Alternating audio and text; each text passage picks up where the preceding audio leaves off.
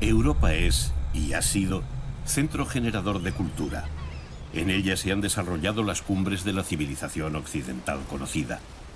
Y la fuente, el líquido precursor, ha sido el agua salada del mar, de los mares Mediterráneo, Jónico, Adriático. Por ellos navegaron todos los héroes y mitos, por ellos navegaron reyes y esclavos. En ellos se libraron las más famosas batallas navales de la antigüedad. Por los países que los circundan, cabalgaron guerreros y monarcas. Y ejemplo de todo ello es la región de Italia llamada Apulia. Puglia está formada por la espuela y el tacón de la península italiana, la bota. Sus costas dan al Adriático y al Jónico, que se funden en el Golfo de Tarento. Fue el centro de la Magna Grecia, y durante el período romano, Brindisi era el final de la Vía Apia. De sus ciudades y puertos partieron los cruzados para la Guerra Santa hacia tierras de Jerusalén. Y a la vuelta, muchos de ellos edificaron iglesias agradeciendo al Señor el haber podido volver a pisar tierra cristiana. En estas ciudades quedan las huellas de la cruz y la espada, órdenes de monjes guerreros, como los templarios y otros.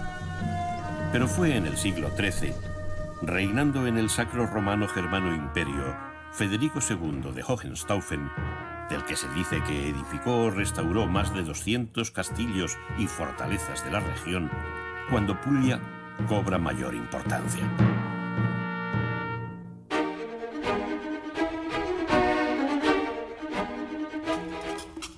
Bari, la capital de Puglia, fue fundada por los ilirios, eternos enemigos de Roma, ocupada por griegos y romanos, disputada su posición estratégica por lombardos, turcos y bizantinos, quienes convirtieron el pequeño puerto de Barium en una gran ciudad.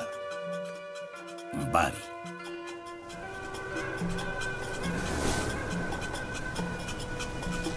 Hoy son otras las naves que surcan estas aguas. Ya no son trirremes, ni galeras, ni galeones, sino barcos de pesca, cargueros o buques para el placer. Y Bari nos aparece como un puerto lleno de vida, trabajo y alegría.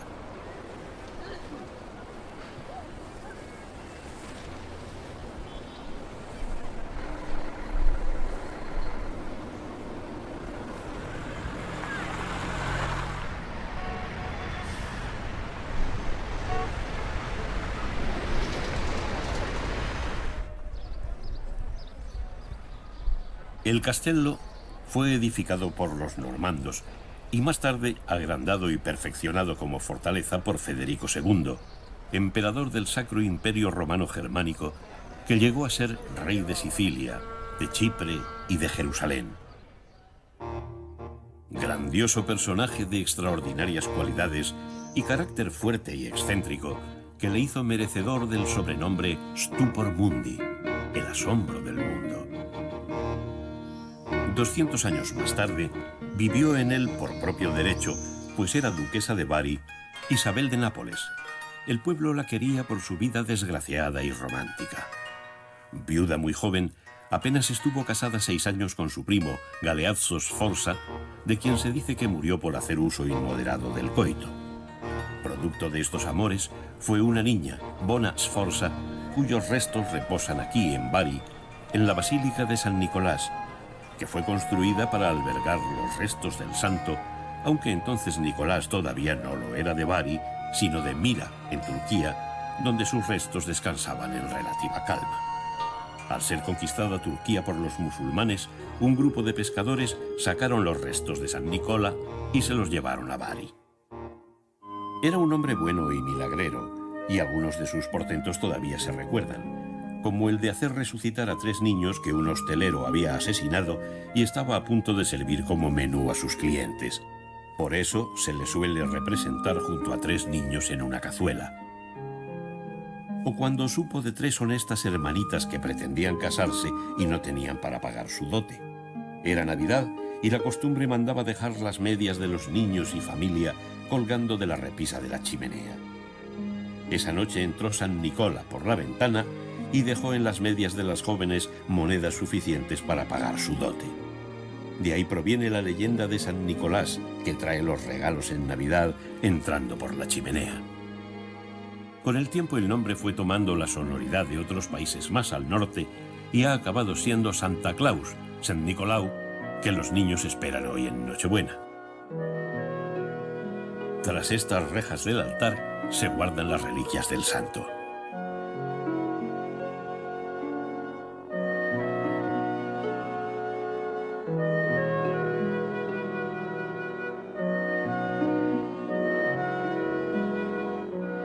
En la basílica podemos ver también el sepulcro de Bona Sforza, la hija de Isabel de Aragón, mujer versada en políticas que murió envenenada a los 60 años por su secretario y hombre de confianza.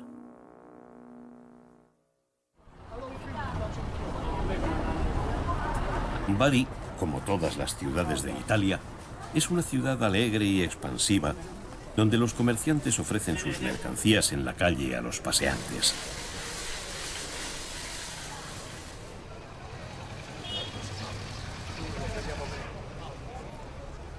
La catedral está dedicada a San Sabino.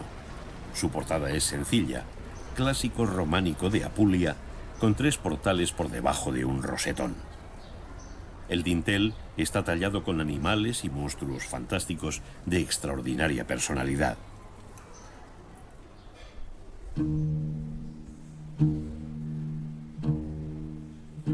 Destruida en el siglo XI, fue reconstruida 100 años después. En el interior, la cripta, de inconfundible estilo oriental, consta de una nave dividida en 2 pasillos sostenidos por 16 columnas.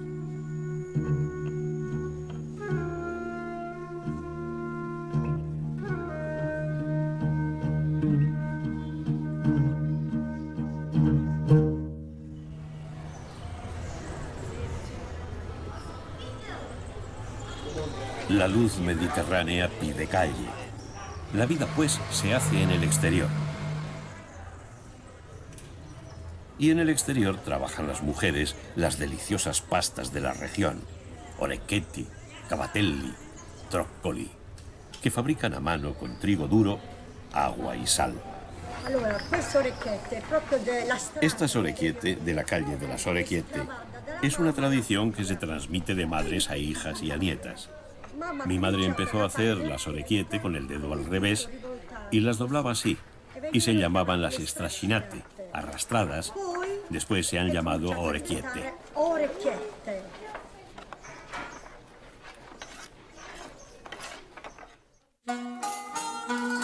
Joaquín Murat, lugarteniente de Napoleón, fue rey de Nápoles entre 1808 y 1815 y queda su huella en este barrio que lleva su nombre, donde se alojan las tiendas de moda y lucen espléndidos edificios.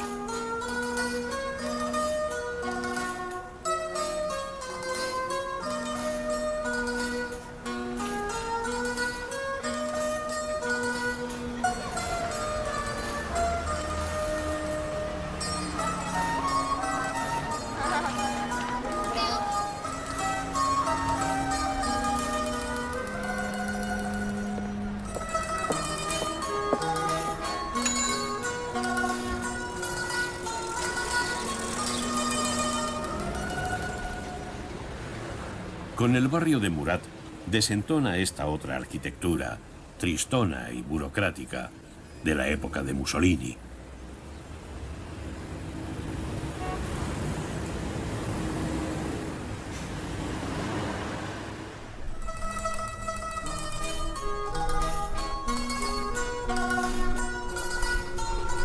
Pero así es Bari, ciudad de contrastes, y los barineses, y sin duda los visitantes, prefieren la luz franca de su histórico puerto y la arquitectura de sus embarcaciones.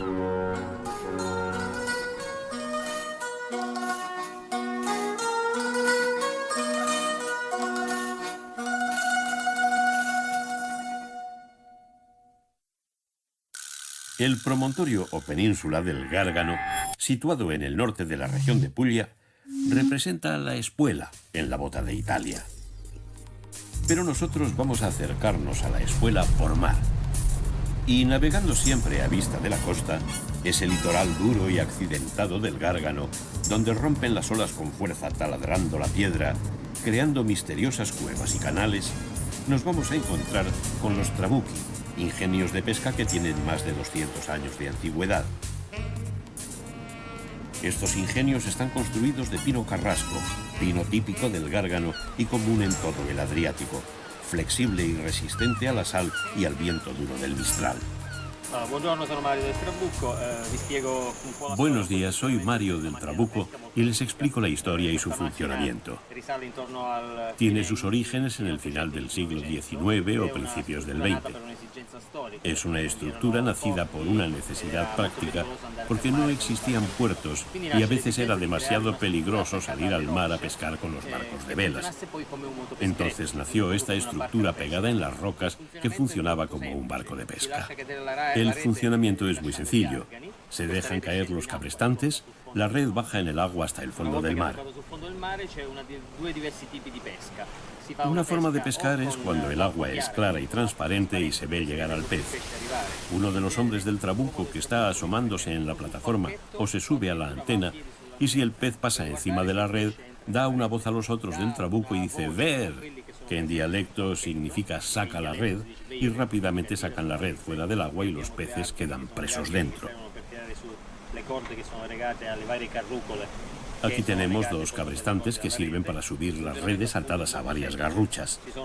Generalmente hay 4 personas, 2 por cada cabrestante, además de otra que es la encargada de ver si entra pesca en la red. Cuando se ve el pez en la red, se giran los cabrestantes, se saca la red y el pez queda preso en el centro. Después, con un ganapán muy largo, se saca el pez de la red.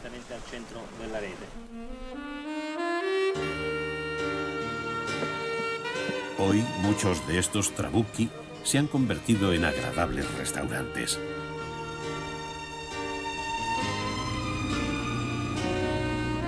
Y siguiendo nuestro viaje, llegamos a Vieste. Pueblo marinero, centro turístico importante con magníficas playas de arena y muelles de atraque para todo tipo de barcos de recreo.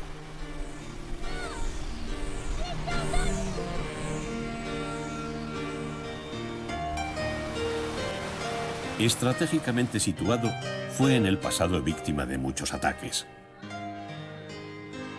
En el pueblo podemos ver la Chianga Mer, la Roca Amarga, donde es fama que los piratas turcos pasaron por las armas a gran parte de su población. Dice la leyenda que en determinadas fechas la Chianga Mer enrojece por aquella sangre derramada. Pero pocos lo han visto realmente.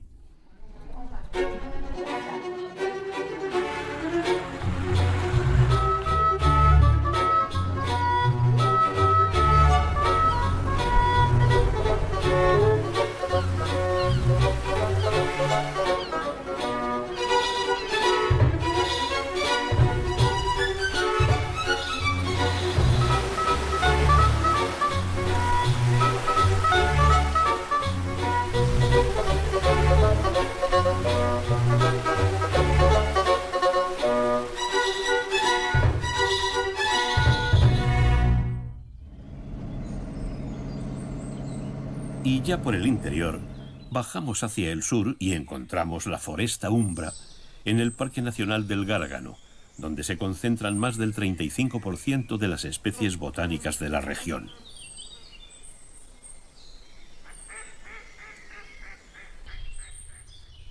Un oasis de bosque y vida animal que reposa el espíritu.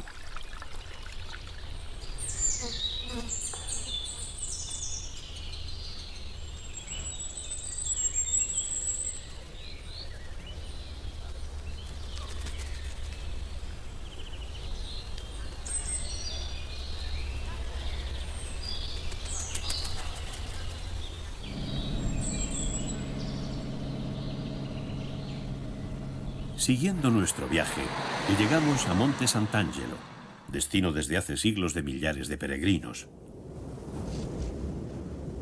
El pueblo aparece como colgado de un barranco, vertical, con las casas tan pegadas entre sí que casi podría caminarse por sus techos.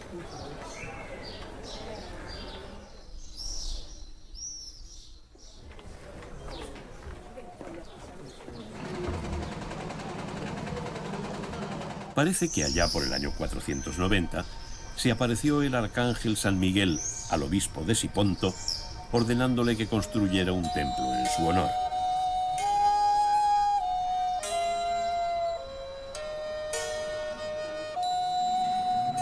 Esta gruta, el punto de la aparición, es el origen del pueblo, que terminó siendo lugar de peregrinaje, el final de una ruta llamada Camino del Ángel, que empezaba en Normandía y pasaba también por Roma.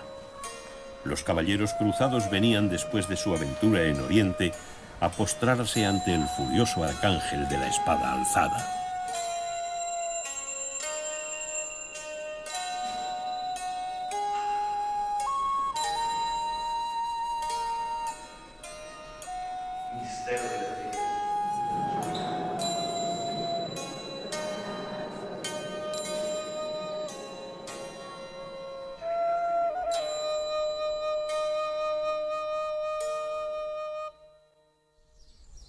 Sobre las ruinas de un castillo de origen normando, construyó una fortaleza casi inexpugnable Federico II. Todavía pueden distinguirse las torres cuadradas normandas de las redondas aragonesas. Aquí vivió, se cuenta, Bianca Lancia, la única mujer a la que Federico II amó de verdad. Fue hombre de muchos amores y dejó amplia descendencia. Sin embargo, los únicos hijos naturales a los que legitimó fueron los 3 que tuvo con Bianca. Incluso mantiene algún historiador, llegó a casarse con ella in articulo mortis.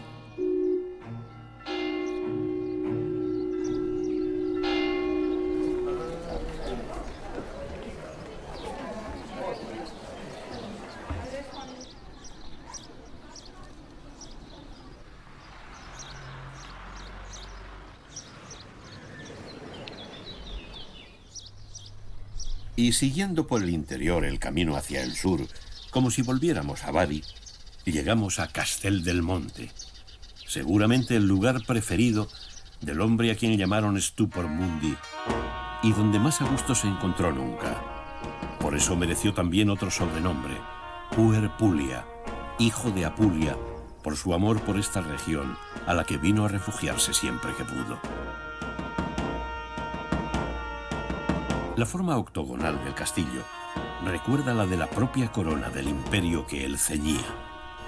8 esquinas tiene también la capilla de Aquisgrán, donde fue coronado este personaje extraordinario, que se llevaba mal con el poder papal y fue excomulgado en 2 ocasiones, que dominaba 9 idiomas y tenía fama de taumaturgo y alquimista. Curioso es que de todas sus ventanas de 2 arcos se destaque una, de 3, que algunos han llamado la ventana del amor. En cualquier caso, aquí gustaba de refugiarse y dedicarse a la cetrería, en la gran llanura de las Murgue, que se divisa casi entera desde el castillo. Arte a la que fue muy aficionado y entendido, tanto que incluso llegó a escribir un tratado sobre ella, De Arte Venandicum Avibus, o el arte de la cetrería.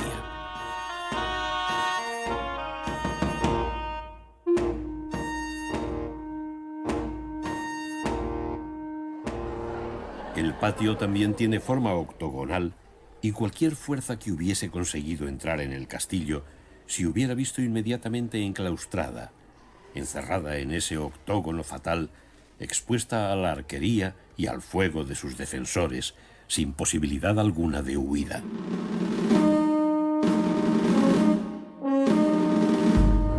El interior contaba con un sistema de comunicación muy complejo. Las estancias hacían las veces de pasillos y los pasillos las de habitaciones, conectándose entre ellos de manera laberíntica, de forma que para alguien que no conociera la fortaleza era fácil perderse en ella. Se considera que el emperador quería protegerse de atentados y que por ello, para llegar hasta sus habitaciones o a la sala del trono, había que atravesar una infinidad de cuartos, de forma que cualquier intruso era descubierto a tiempo por los soldados de guardia. Es posible que el emperador concretara en la sorprendente construcción de esta fortaleza secretos y misterios cuyo mágico hermetismo la hacían aún más temible y aterradora. Castel del Monte fue declarado Patrimonio de la Humanidad en 1996. Lo contrario de Castel del Monte es Trani, un puerto turístico abierto a la luz y a la alegría, donde van de la mano como naipes barajándose antigüedad y actualidad. Ayer, puerto importante de salida de los caballeros cruzados que iban a hacer la Guerra Santa. Hoy, lugar de ocio y esparcimiento.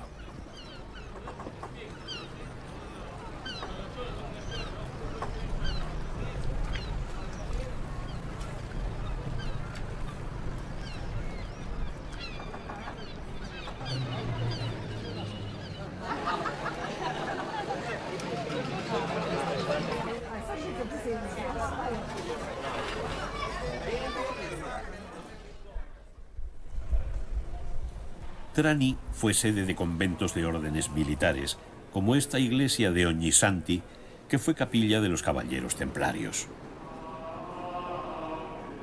Pero como decíamos, a pocos metros de ella, hoy lugareños y turistas disfrutan del baño y del sol.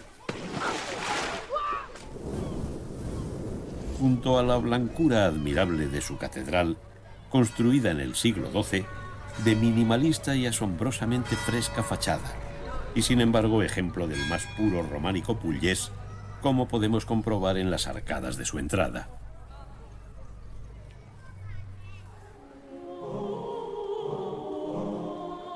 En el interior, las naves son de estilo normando.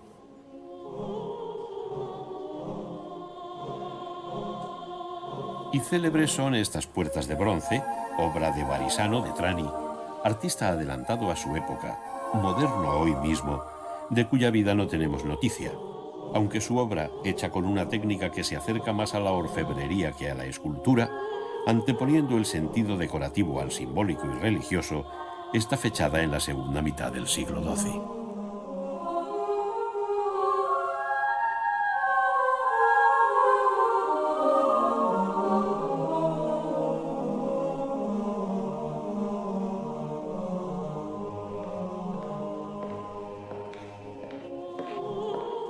La catedral de Trani, que salpica la espuma de las olas del mar.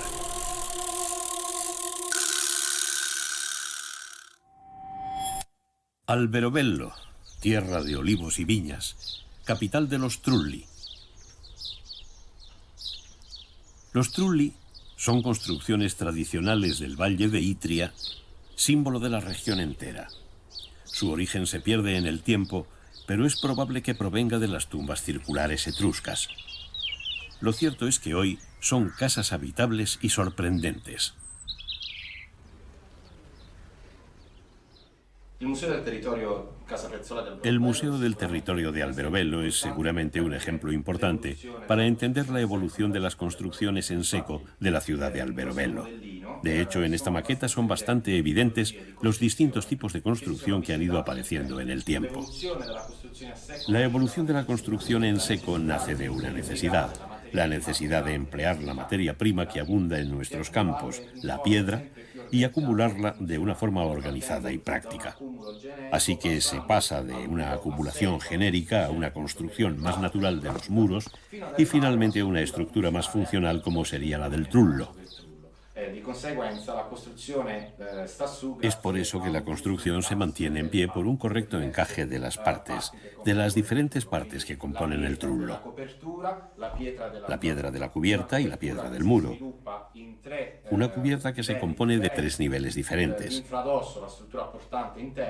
La estructura interna, una parte media utilizada en el centro como relleno y la capa exterior que da el color gris.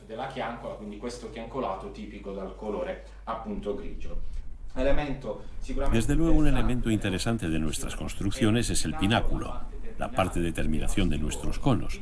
El pináculo es un elemento decorativo en una estructura eminentemente monótona y anónima. En Alberobello, el elemento verdaderamente excepcional es el hecho de que estas estructuras han estado habitadas desde el siglo XVII. Aún hoy el trullo, monumento declarado Patrimonio de la Humanidad por la UNESCO en 1996, es una vivienda. Parte de nuestros habitantes vive todavía en estas estructuras.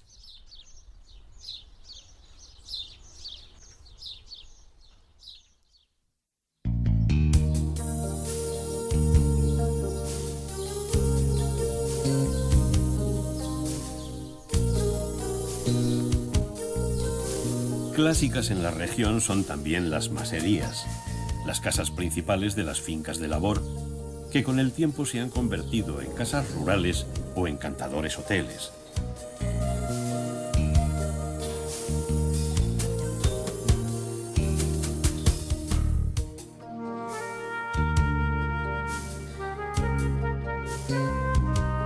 Incluso alguno cuenta con su propia y antiquísima capilla, como lo atestiguan estos frescos bizantinos.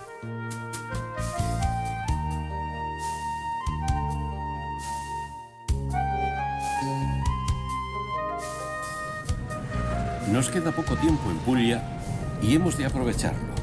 Así que desgraciadamente hemos de cruzar rápidamente el valle de Itria. Pasamos como flechas por Locorotondo sin poder probar su famoso vino blanco, pero admirando en cambio su hermosa construcción.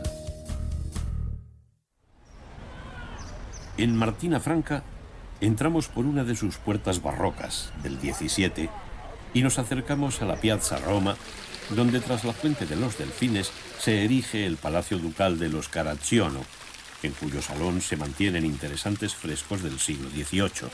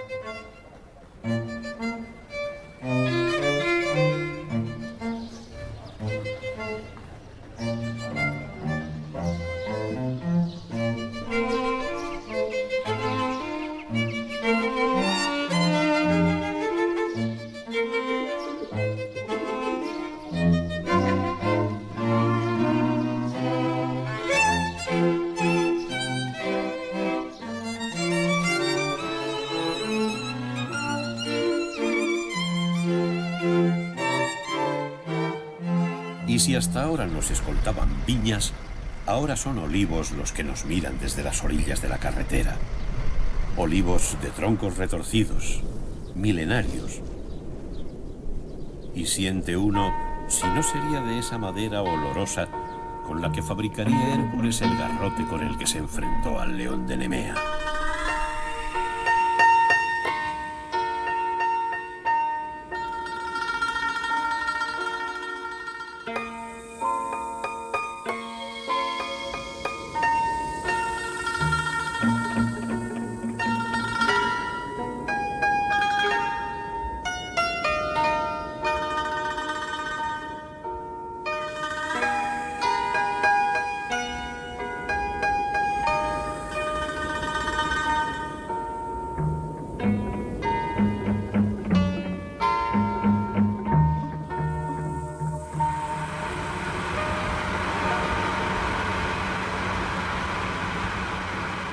Cuando ya se huele el agua salada del mar, avistamos sobre una colina la llamada Ciudad Blanca, Ostuni.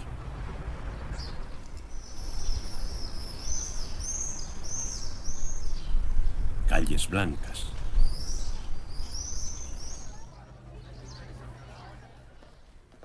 Blanca también su Recoleta Catedral, con su rosetón central, cuya decoración ilustra el paso del tiempo.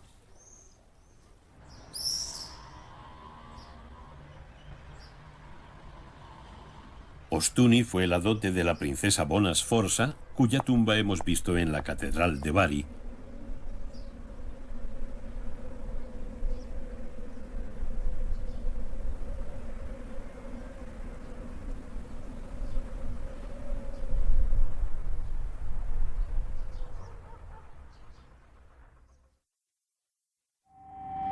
El Salento es la comarca formada por la extremidad sudeste de la región italiana de Apulia, también conocida como el Tacón de la Bota.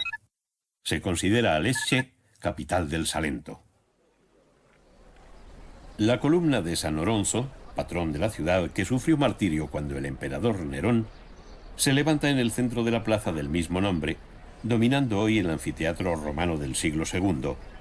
Junto a él estuvo siempre, aun ignorándolo, pues el anfiteatro no se descubrió hasta 1938.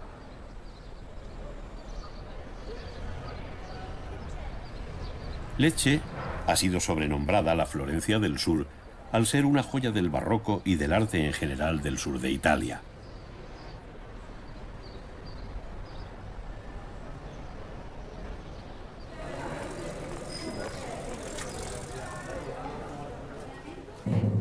La Puerta Napoli, en la muralla de Lecce, se construyó como un arco de triunfo para celebrar la llegada del emperador Carlos I de España y V de Alemania. En el frontón se celebran los triunfos del ilustre visitante y sobre él luce el escudo de los Habsburgo con el águila bicéfala. Pero tan grande como el emperador fue el artista Giuseppe Címbalo, que vivió 90 años y fue el padre de lo que se ha llamado el barroco de Lecce. A él y a su sobrino se debe parte de la fachada de la Santa Croce, en la que destacan esas cariátides zoomorfas, los turcos arrodillados y soportando el peso del sagrado monumento. Pero el interior es quizá más sorprendente con los juegos de columnas que sujetan la cúpula.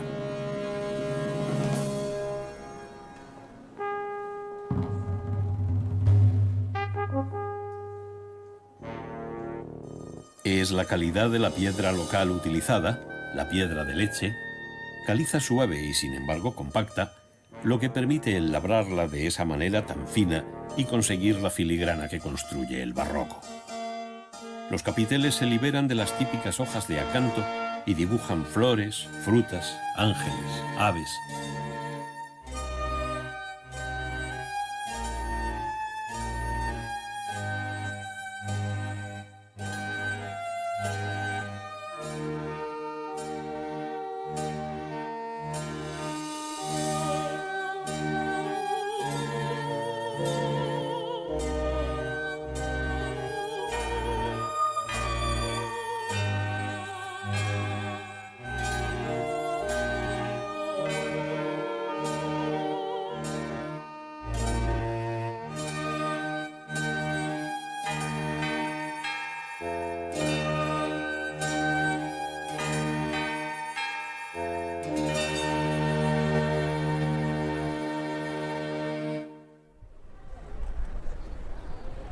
El castillo de Carlos V se construyó sobre la base de una fortaleza normanda y la obra comenzó en 1539, quizás con la intención de que se alojara en él el emperador.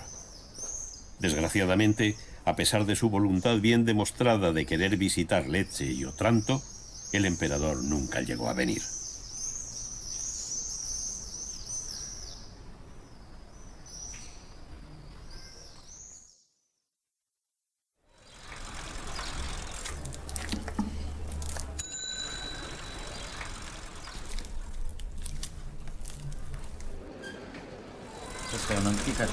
Esta es una antigua técnica de la elaboración leccese. Se utiliza un papel hecho de tela y cartón elaborado en una antigua papelera de Amalfi. Como se moldeaba en el siglo XVIII, un momento en el que nació esta técnica, así se sigue trabajando hoy. Misma técnica, mismos materiales.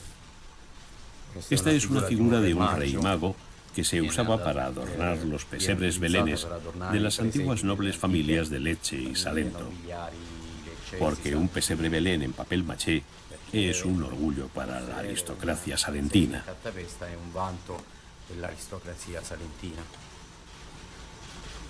Se parte de un esqueleto de hierro. Después se modela el cuerpo en paja. A continuación se modelan la cabeza, las manos y los pies en arcilla. Después el vestido se crea por partes con la misma técnica que utilizaría un sastre de verdad. Trozo a trozo se modelan los trajes directamente sobre el maniquí para crear el movimiento en el vestido que encaje con el movimiento de los cuerpos. Cuando seca el traje, se pasa a la fase más característica, llamada foquellatura. Se van haciendo quemaduras, pasando un hierro incandescente para alisar las arrugas que aparecen durante la elaboración. Se pintan con pinturas al óleo. Después se completan con objetos modelados en arcilla, como ánforas, pan, fruta, para representar la antigua vida popular de Salento, en muchos casos ya desaparecida.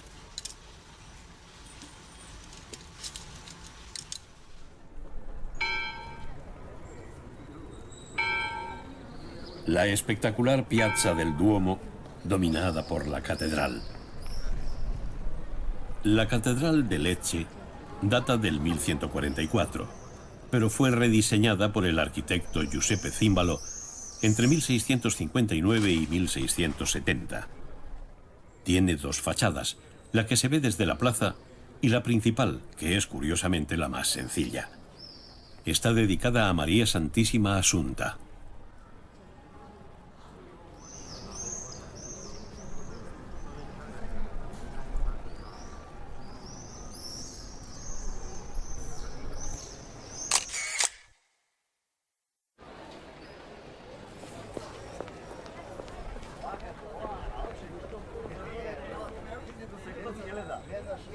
El último proyecto de Címbalo, casi a sus 90 años, y que no pudo ver acabado, fue la iglesia de San Juan Bautista, lo que se considera máximo exponente del barroco leccese, influenciado sin duda por el plateresco español.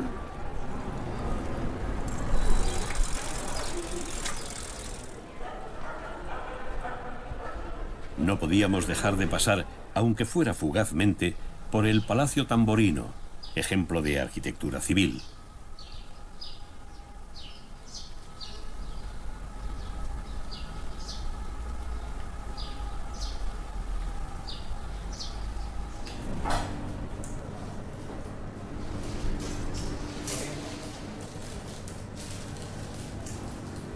Y llenando las bolsas con las típicas pastas de la región, salimos por la Puerta Rubiae con la esperanza de que en el resto del viaje nos acompañe la bendición de San Oronzo, patrón de la llamada Florencia del Sur, Lecce.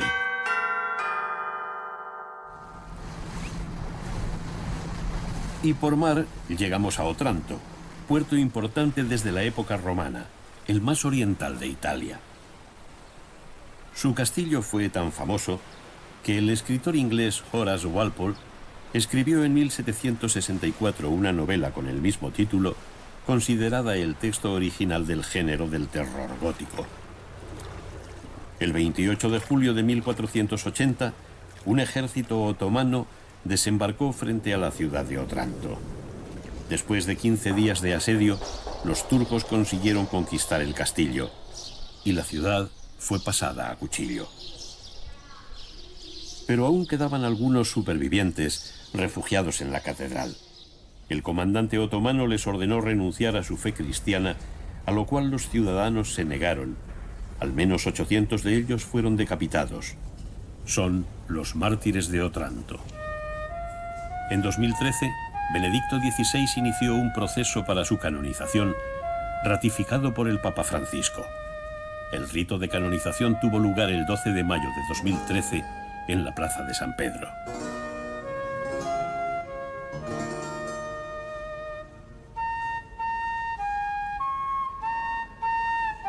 Quizás para contrarrestar tanto horror, en el suelo de la Catedral de la Anunciación destaca el mosaico bizantino realizado por el monje Pantaleone alrededor del año 1165, donde está representado el árbol de la vida, mezclando episodios sacros y profanos.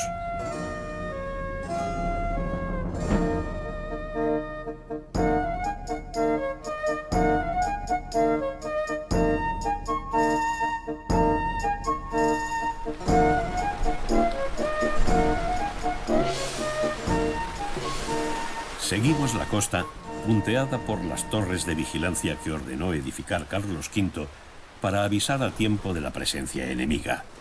Y pasamos por el canal de Otranto, donde se mezclan las aguas del Adriático y el Jónico, y doblamos el tacón de la bota italiana a la vista de Santa María de Leuca.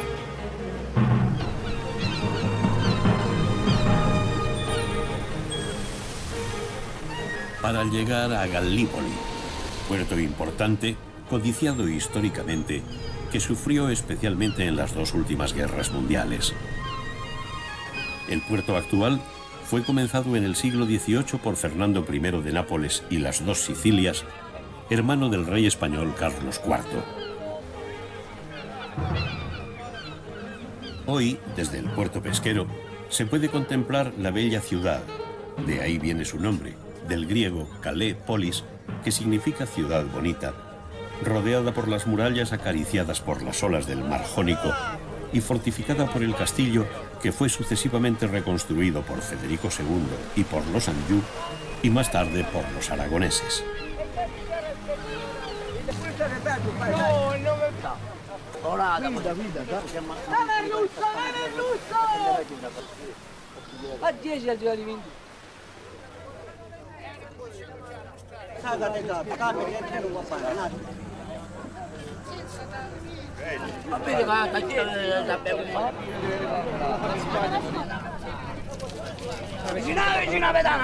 Gallipoli fue desde tiempo de los griegos. Dice la leyenda que la ciudad fue fundada por Diomeneo, uno de los héroes de la guerra de Troya, importante puerto comercial dedicado especialmente al comercio del aceite. Hasta el siglo XIX, a sus habitantes les gustaba decir que con el aceite de Gallipoli se iluminaban las grandes ciudades de Europa. En la zona siguen produciéndose excelentes aceites apreciados en la gastronomía mundial y se puede visitar alguna de sus antiguas almazaras.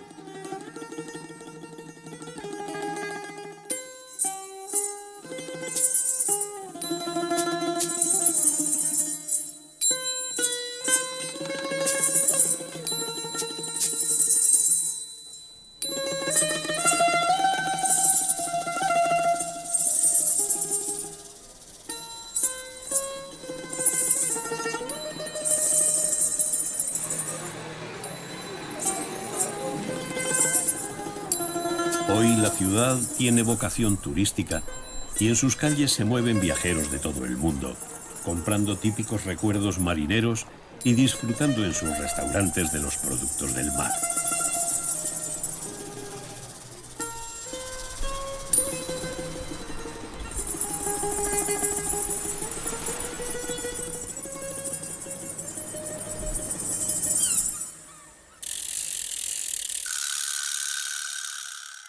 Y en el interior del Salento está Galatina y la iglesia de San Pedro y San Pablo. En una época la ciudad se llamó San Pedro in Galatina, en honor al apóstol que, se dice, por aquí pasó en su viaje hacia Roma. Incluso en la catedral se conserva la piedra sobre la cual, según la tradición, San Pedro reposó en su viaje desde Antioquía hacia Roma. Sus calles tienen un inconfundible sabor que solo se encuentra en el interior del Salento.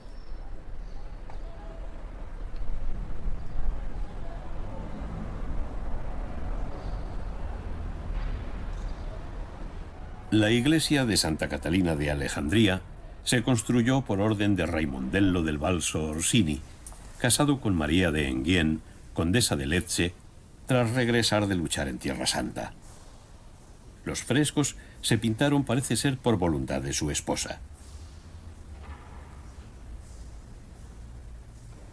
Notables son los del Génesis por su ingenuidad y belleza.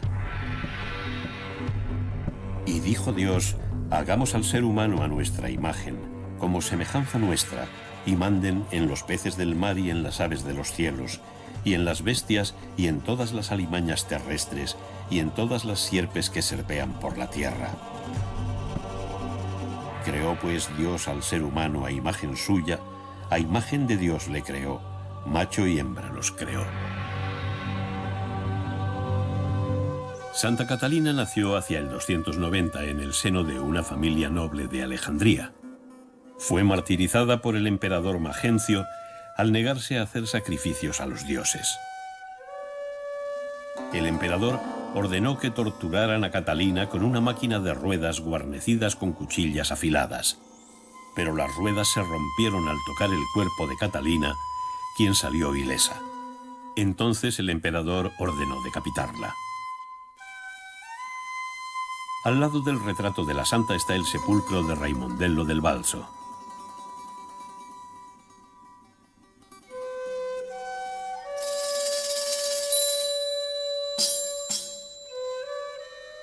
En una de las capillas laterales podemos ver uno de los crucifijos más impresionantes de la estatuaria católica.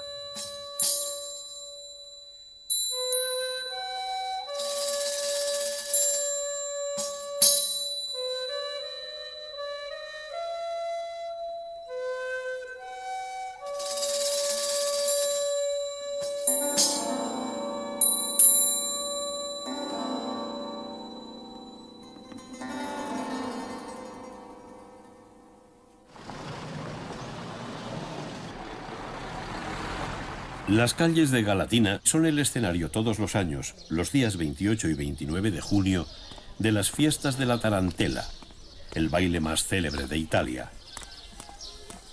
Desde muy antiguo, hasta mediados del siglo pasado, más o menos, se creía popularmente que bailar el solo obsesivo de la tarantela, hasta caer agotada o en trance, curaba un tipo de locura producido por la picadura de la tarántula mediterránea, la llamada araña lobo, Lycosis tarantula.